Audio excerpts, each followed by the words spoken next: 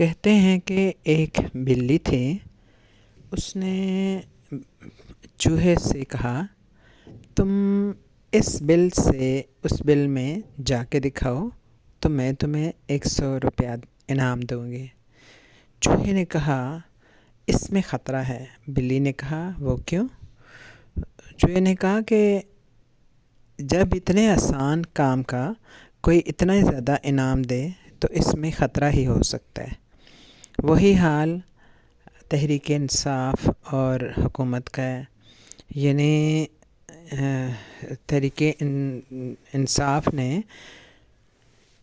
سارے مطالبے چھوڑ کے تو صرف سیاسی قیدیوں کی رہائی اور جوڈیشل کمیشن کے قیام جیسے بے ضرر سے آسان سے مطالبات کو لکھنے کی اجازت دی ہے، تو خاص طور پر مریم نواز اور نواز شریف کا جو ہے ماتھا ٹھنکا ہے، اور انہوں نے